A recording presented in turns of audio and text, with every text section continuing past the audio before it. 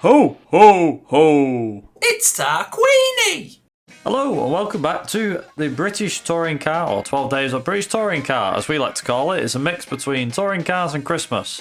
With me is Ben, say hello.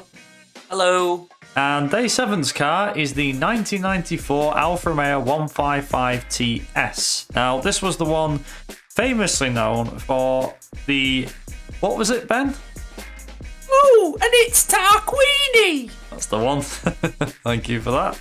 The obviously famous Murray Walker line about him rolling at Knockhill that season.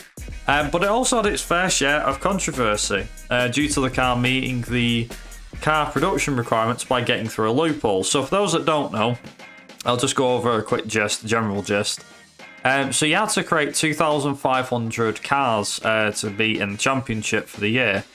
The way Alfa got around it was they created 2,500 of special cars, or the special cars that they called the 155 Silverstone, which allowed them to raise the rear wing of the car, added the front splitter, and it allowed them to gain a substantial aero advantage over the rest of the field. The parts in question were actually given, when you bought the car from a dealership, they're actually given, I think they had like 36 or 38 bolts with them, where you can actually bolt them onto your car.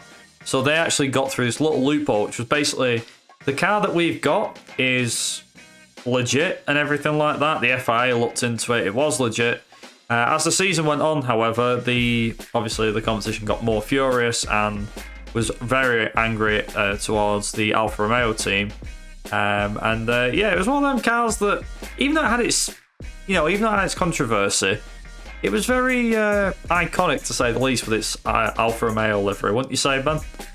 Yeah, it definitely looked nice. I always looked at it in British touring cars, but also like the DTM version of the same car was sort of just really nice looking. The Alfa Romeo livery as a whole is just really lovely to look at.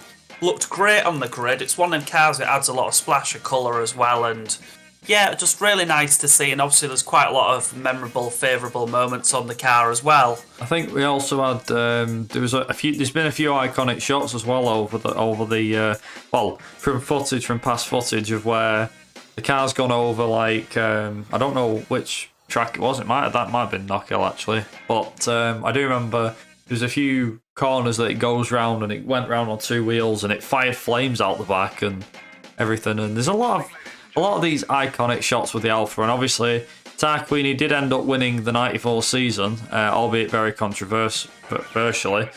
But it was one of them cars that, despite the fact of how controversial it was, it's obviously stuck in the minds of the typical British touring car fan alike.